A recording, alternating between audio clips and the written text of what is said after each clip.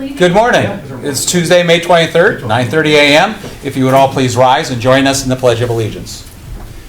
I pledge allegiance to the flag of the United States of America and to the republic for which it stands, one nation, under God, indivisible, with liberty and justice for all.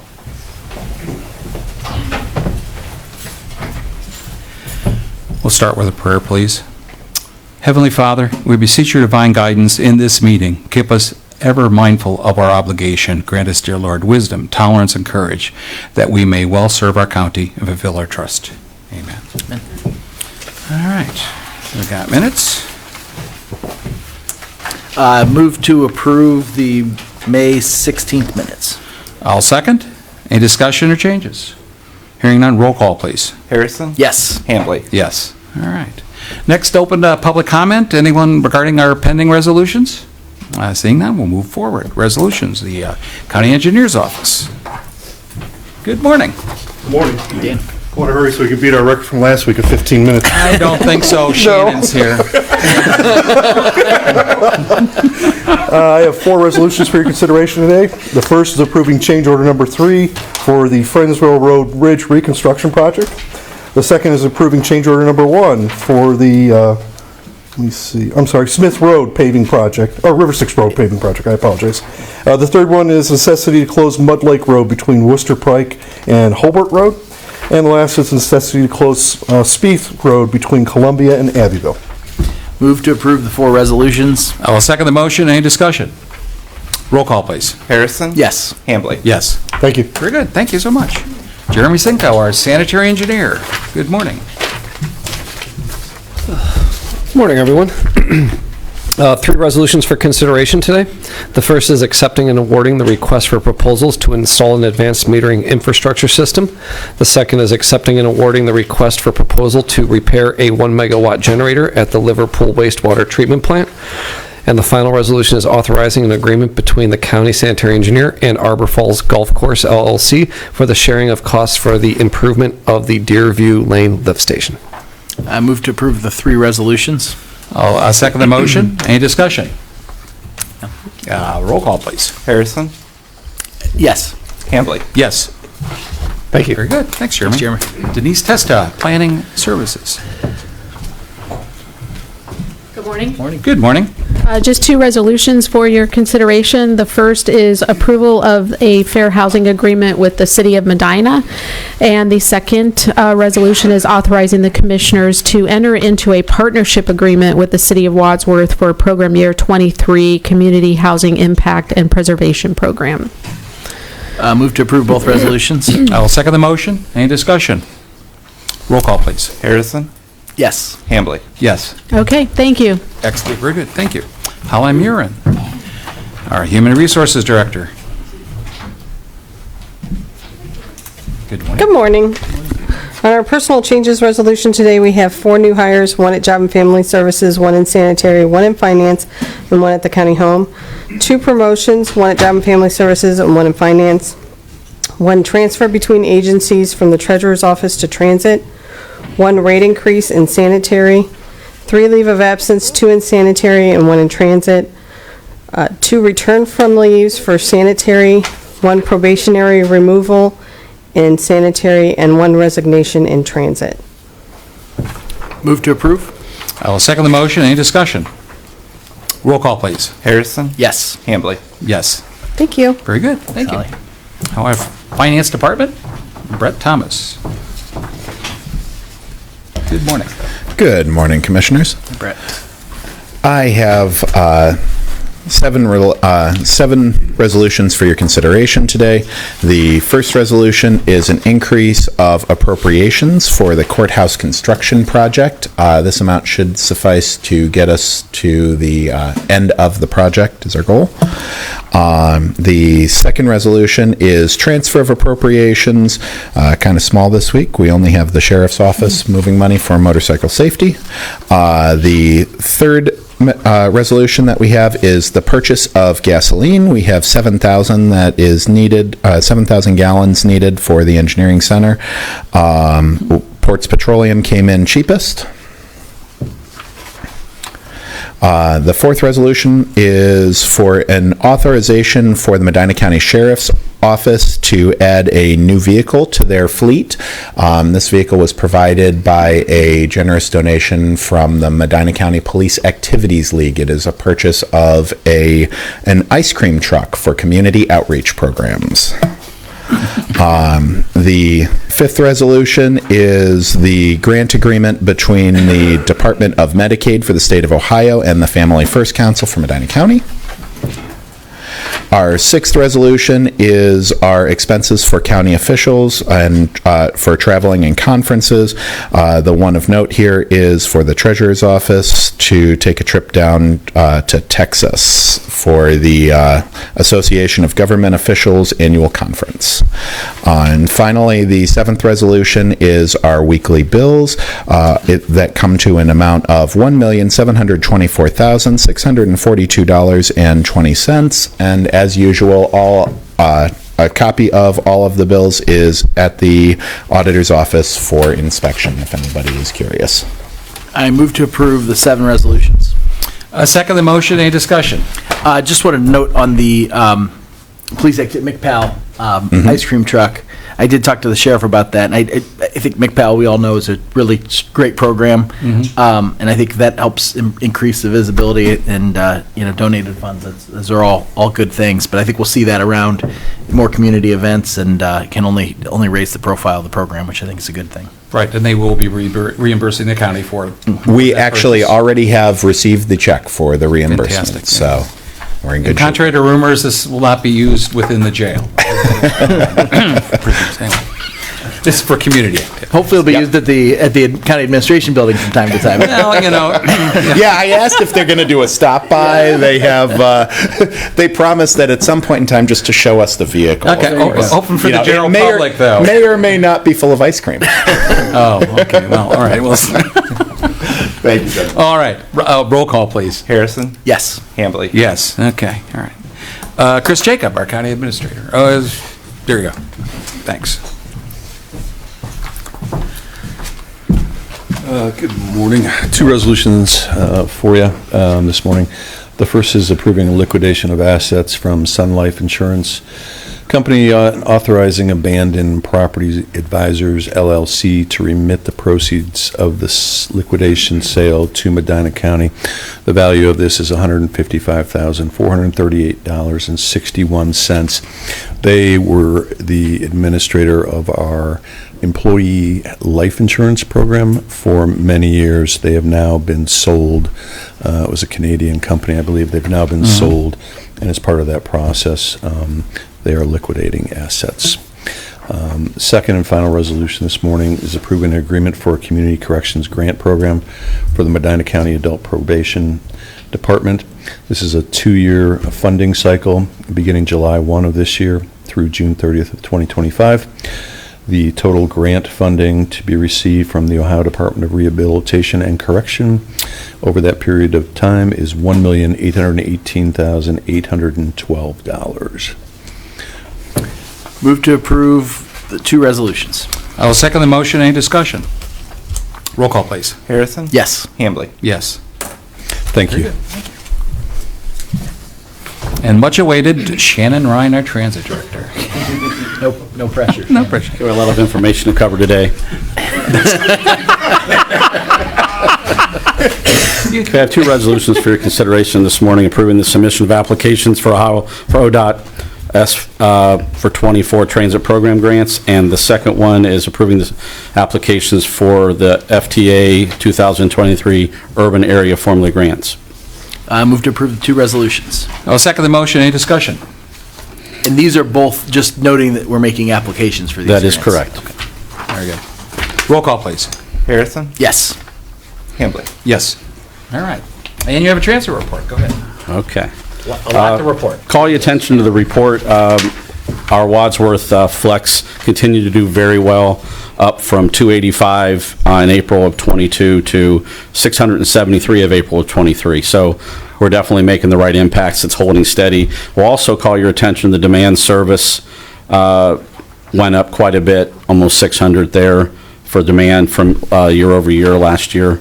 The byproduct of all this is, if you look at the Flex Loop miles for 2023, 14,138, last year it was over 17,000. So we're traveling less miles, providing more service. That's yielding, and the demand miles were also reduced. Total revenue miles were down about 4,000. So we're doing the right things, making our operation more efficient. Also going all the way down to the cost per passenger, $33.13 for April of '23, and it was $35.54. So we're driving down costs, providing more ridership. I like to look at the trips per hour for the Loop, 2.18 as opposed to 1.65. Passengers per mile drives your how effective you are with your customers as well. So I also want to make mention that we're working with, Ms. Kylie might mention this, working with JFS in partnership to provide some out-of-county service for child protective services with our out-of-county provider. I met with them and we met as a group to talk about the possibility of doing some out-of-county for them. It's transportation that's needed, and they need our help. We're going to do everything we can to help them with the resources that we have and our partners have. And we're also, I'm excited to say, we're working towards preparing for the MC Flex in Medina City coming later on this summer. If we've seen anything in this, the customers like it. It improves ridership. It'll improve our capacity to provide more service and less denials. So really happy about the way that's going. That's all I got to say, Steve. Well, I also noticed our trip denial rate's gone down too. Even though we've increased the number of people we're serving, and at least see that number going down. It's trending. We have a goal of 0. Yeah, I know. Oh, I know. But yes, it is going down. That's I'll be super. happy when it's 0. What's the breakdown? That's the number I was zeroing in on too. What's the breakdown of that between the different routes? Meaning, does the on-demand service improve the trip denial number as well, or is that a product more of that service? I would think there'd be more denials in the on-demand service. It's a two-part thing because we run a deviated fixed route prior to this. Okay. So those were some trip denials that we Yep. could not fit in. So it is for both. Okay. What we're seeing is, as we're able to provide more flex service and maximize those buses because they don't run empty miles, they're capturing some of that what would be demand route, which gives us more capacity in Lodi and Spencer and those other areas that we have trouble getting to. So that's the good results. Yeah, makes sense. Good insight. I mean, just the And productivity's up. I mean, it's a good sign that hopefully we'll be able to handle the huge surge in Medina City that I would expect. I worked with one of my staff members this morning as early as she takes in the new applications. Right. And she had a stack for me to sign to approve, and it was only 2 days. So we're getting a lot more folks interested. Right, right. And I know you're down 2 key positions, and you're bringing a road supervisor in, so, well, I mean, it's a public record, but obviously, there's the need for those that are interested in getting involved in public transit. It'd be nice to see some people apply. We definitely are looking for 2 road supervisors. I have an interview today at 11 o'clock with the drivers, so we Super. continue to hire drivers. Excellent. Okay? Good, great. Thanks, Shannon. Thank you. Thanks. Next, Debbie Kiley, Job and Family Services Director. Good morning. 6 resolutions, first off, for you to consider this morning. The first is a resolution authorizing contracts for the substitute care of children. The second is just approving our Title 20 plan for JFS. The next one is authorizing an agreement with Northwoods to complete some, and it gives them skill assessments, mentoring. It really helps those individuals that are in youth, hopefully come out of poverty, outside of high school, gain skills and potential employment. It is an intense program, and it is mandatory that they cooperate with certain steps. That program is kind of like a sister to the summer youth program. That program runs for an entire year, the CCMEP program, and then they graduate from that program once they either obtain employment or they graduate from high school or obtain post-secondary education. The summer youth program is only for a small subset and only for the months of June through September. So it's helping those same youth gain employment, but during the summer months. There is no mandatory clause with that. They can join or they cannot. But what happens a lot of time is that youth will come into the summer youth program, hear about CCMEP, and think, I could use some of those skill assessments. I could help mentoring skills and be part of that program. So then they spin off into the CCMEP program instead of the summer youth. Also, some that are in the summer youth decide maybe not to do the CCMEP program, but then after the summer is over and they're back in school, they might be led into that CCMEP program. So they run concurrently, but they're compatible with one another. Yeah. Okay. Yeah, thank you for sharing that, because I'm somewhat familiar, becoming more familiar with the JOG program, but the summer program is something I hadn't familiarized myself with, so. Yeah. Excellent. Very good. All right. Roll call? Harrison. Yes. Hambley. Yes. And quick department updates. Child Protective. In April, the division received 151 calls reporting abuse and neglect, and sadly, we're back to 150 children in care, up from 147. So there's 133 that are with foster families. That's either relatives or licensed providers, and the balance are in treatment centers or other supervised living arrangements. For child support, the division continues to manage about 7,300 cases for support, and from October of '22 through April of this year, the division has collected $11 million in current support payments. They've established paternity on 97% of the cases brought to them for this request, and they've collected past due payments on 68% of the cases that were presented as past due. So they are working hard and efficiently. Another division that is working incredibly hard and trying to be as efficient as possible is the Public Assistance Division. I'd like to highlight and also commend them for their focus and their hard work over the last month and a half, ever since the state has returned to normal operations in certifying Medicaid cases since the pandemic is now over. As the state receives guidance, and they're getting that from CMS, they're filtering that to counties throughout the state of Ohio. Those processes are not only significant, they're incredibly detailed, and sadly, often they're edited many times after they're introduced, so we're constantly getting different updates from the information we originally received. So what you have in front of you, what I shared with Brian, and he has now given to you, are two documents. They are loaded with acronyms, so it's like reading a foreign language, and that's not the purpose of why I'm sharing them with you. Is just to give you some perspective on the complexity of what the division is having to manage throughout this event. So the first thing that you have is a flow chart of processes that need to occur when the agency receives returned mail for a Medicaid renewal.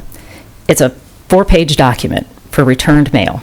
So if a renewal document is returned to the agency by the post office, because none of our mail is forwarded, it always comes back to the agency. The agency has to make 2 contacts with the family, and it has to be of 2 different means. It can't be 2 phone calls, it can't be 2 emails, it has to be a phone call and an email, or a different modality is what they're calling it. And then after we make those 2 attempts, we have to document the case, and then if the client responds, then we need to process the case accordingly. But on any given day, the agency can receive at least 50 pieces of returned mail. So if you have a 4-page document for 50 pieces of returned mail, that becomes a pretty significant process. The next thing I shared with you is an 8-page document of the processes that the agency has to follow when one of several automated batches fail. Unfortunately, this process, IEVS, Income Eligibility Verification System, does not have a great success rate. What it's doing is going out there, grabbing data from the IRS and various sources, even the Department of Corrections, and sending a file to Job and Family Services and saying, hey, these individuals might be eligible, they might not be eligible. We still have to touch each one of those, and we still have to look at them. But of the ones that the state is sending us that say, hey, these individuals might be eligible, 1% of the time that's true.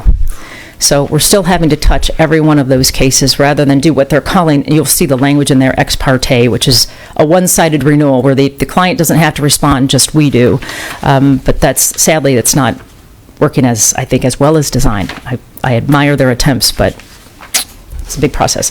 So, like I said, these are just a small fraction of documents that the agency is having to manage in processing over approximately 1,000 cases each month for their Medicaid renewals.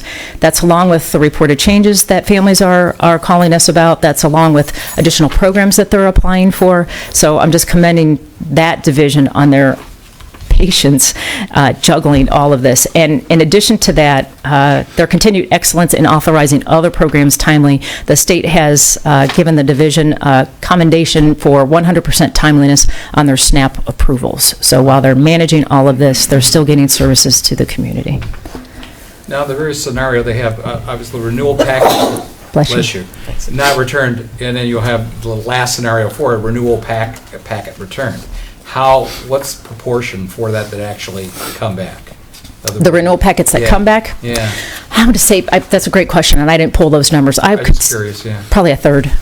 Really? Mm-hmm. So you have 2/3 that are just not coming back? Mm-hmm. That you literally have to go through all those various steps?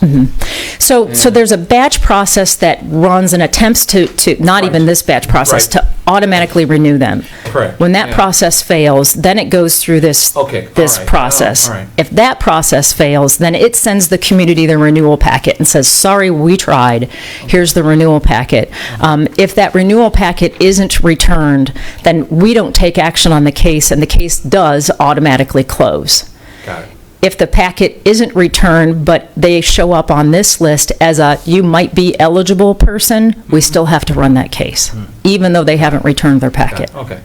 Yeah, I'm sorry, I misunderstood the No, about the renewal packet. it's a lot. What the state's doing is like, all right, so the proportion. All right, but still, that's a sizable number that you've got to chase down. Wow. I think there All was right. 700 that we needed to process out of the 1,000-ish in May that were due. Wow.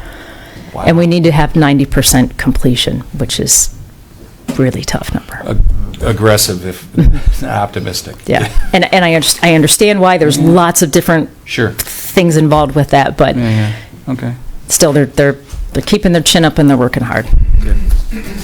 Tell them good work. My wife and I were able to attend the foster parent dinner. It was very nice, well-received, and just want to thank the foster parents once again. I think we've got such great families out there that are out there helping the county with these children that really do need a home, and you just feel so good about our community to be able to embrace people. Everybody needs a family. Yeah, we could not do what we do without our foster families, Amen. for sure. But I think they did a great job putting that together. Good, thank you. Thank you. All right. Good. Great. Thanks, Debbie. Sure. All right. Public comment. Everything, Stan? Okay, all right. If not, we'll get into discussion session. Jeremy, you have anything? I do. All right. See, I should have picked on you as to why we don't. Time frame we did last. Yeah, it's been a while since I've been up here. Yeah, it has, yeah. So we started looking into, we have a vacuum truck that we use for like hydro excavating, cleaning out wet wells, debris out of manholes, etc. And we were in touch with the vendor that we deal with, and they were telling us about a year lead time on a new one. We do have it. I do have it in my long-term capital improvement plan or budgeting for next year. That price came in at $410,000, and that's with a trade-in. The vehicle prices have gone up about 50% in the last 5 years. So, yeah, basically it's the same machine, just Right. and after we were told, after about 5 years, out of your 5-year warranty with the vehicle, the resale values of these vehicles really start plummeting. And on top of that, the repair cost on these vehicles are, $30,000, $40,000, $50,000 repairs are not uncommon. So we were looking to see if I could get approval to move forward with this. At least get resolution together. They're not looking for a PO right now. Right. That wouldn't happen until the purchase is ready to be made next year. So you want to put that on the agenda for next week? Yeah, I was hoping to do that for you as long as Sure. you were both Yep, in I'm agreement fine with with that. Yeah. So, okay. Yeah. All right. Well, that's all I had. Oh, that was, okay. That's an easy one. Expensive, but Yeah, easy. exactly. Yeah. All right. Well, thank All you. right. Thanks, Jeremy. Chris? Yeah, one item. Okay.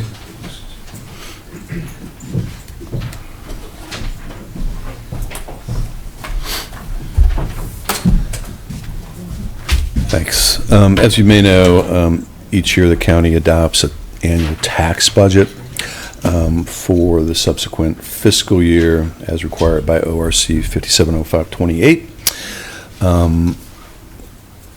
There is also a section 5705.281 that allows us to ask for a waiver of that requirement. Tax budget's been completed every year for as long as I've been in county government. And it has become less and less important as a planning document. The remaining purpose of that is to set the inside millage distribution between the county general fund and the general bond retirement fund, which is the 2.5 mil inside mills. There's another method of being able to accomplish that without going through the tedious process of preparing a tax budget.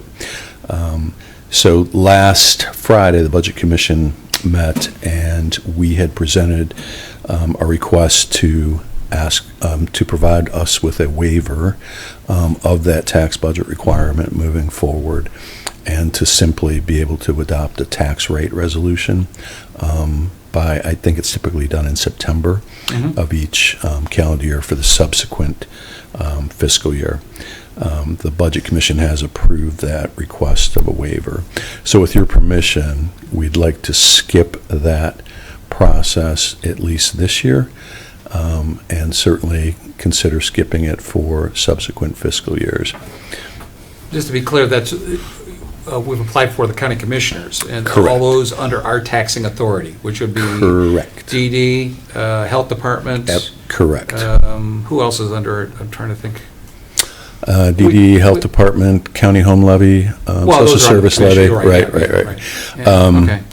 That will all be incorporated into the tax rate resolution, which is done anyway, Correct. even All right. after presentation of a tax budget. So Yeah, I presume that both the Health Department and the Board of DD are fine with not having to go through that exercise? Board of DD hadn't been consulted, but I don't think that there's any need for them Well, we to. just finished a performance audit with them, so we're Right. actually well aware of. We will communicate to all the Yeah, okay. affected All right. entities. Okay. I think every department and office and board will be delighted Okay. that we have requested this waiver. And again, it doesn't affect the city's requirements or Correct. township requirements or any other taxing authority requirements. They can separately request a similar waiver. Right. But the action would be applicable for this and future years, or? Yes, moving forward, yes. Okay. But if you so desire to actually prepare one as a planning document, Right. you certainly have that ability. Well, if we ever have to issue bonds again, we might need to. No, that'd still be incorporated into the tax Okay, rate we'll be- okay, resolution. got it. Okay, So, all right. yes. Okay. Well, no, So- I'm fine with deferring that, yeah, That'd be terrific. to some time in the future. All right. Yeah, I think that would be my only thought, would be, should we revisit that at some point, so it's not something that just slips through the cracks forever? That's Yeah. my only concern. My request today is just for us to comply with the waiver for this Got it. coming year. And actually, the Budget Commission could, at some future time, they could change their mind, too. I assume Is they that could correct? rescind that Yes, that yes. permission, Yeah. so. Should they yes. decide otherwise. Yes, hopefully they It's won't. that they're, it's literally upon our application, but their decision. Correct. Got it. Correct. Okay. So at this point, yeah. So it's We a keep three. applying and they keep approving, then we Yeah, keep exactly. waiving. Yep. Got it. Yep. And in order for them to approve this, the auditor had to be, two of the three members had Sure. to say yes. Okay. And the auditor had to be one of those yeses, so. Okay. All right. Sounds good Fine. to me. I'm fine with that. Yep. Great. All Okay. right. Thank you very much. Richard? Do we have Thank any you. update on, I know the lease has been circulated. Oh, yes. When we might hear back on? Yes, actually, I heard back from Mayor Hanwell last night. He would like his law director and he to meet with Assistant Prosecutor Lyons and myself this week to try to, in his words, finalize this. It's promising. There does not appear, based on his email, to be, there do not appear to be many issues that can't be resolved. Some of it had to do with just wording changes and some typographical errors. So I think we're tentatively trying to get that scheduled for Thursday morning. And I will certainly report to you immediately thereafter on the progress. Great. Yeah. Thanks for the reminder. Yeah, I do have, and I just want to make sure we put it on public record. Upon Commissioner Sweattick's return, we will start public discussions regarding our human services levy. We need to make a decision for November. I think we ought to be making sure that we have public discussion, especially with the three entities that receive funding, discussion with them as to the level of funding and so forth necessary to make a decision to go forward. I believe we've requested the 3 agencies involved in the funding distribution to start preparing fiscal forecasts for the next 5-year period to present to you as part of that process. Good. The McDAC levy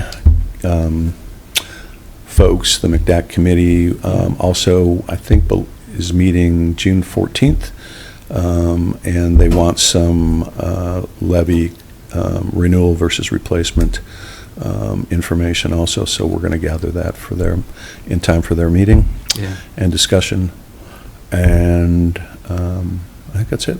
Yeah, and I know that obviously with the change in state law after 2025, not permitting replacement levies any longer, that this would be the time to make that decision long-term.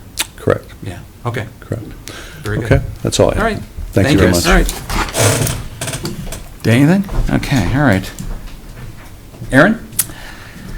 I don't have anything else on my list for today. Okay. I did want to bring up and make a note that we have put in our public meeting notices and will now on a regular basis. Region 19 Board, that's the One Ohio MOU for the opioid settlement money. Per a recent Ohio Supreme Court ruling, that organization, although it was formed as a nonprofit, they are, since they're expending a public settlement money, the Ohio Supreme Court has ruled that all their board meetings and subcommittee, if you will, region meetings have to comply with the Ohio Public Records and Public Meetings Acts. So we will be, the next meeting will be this Wednesday at 2:30 over in Richland County. That's Region 19. So we'll be putting that on a regular basis. All the member counties will be including this in their public meeting notices. Of course, the public is welcome to attend those meetings if they so desire, and the information of the location will be in that notice as well. But that explains why we normally don't put out-of-county meetings listed in our public meetings, and that I wanted to explain that. And likewise, any decisions made by that will be a matter of public record per that Ohio Supreme Court ruling. So that's all I've got. Entertain. Move to adjourn. Second. Roll call, please. Harrison? Yes. Hambley? Yes. Everybody have a good week.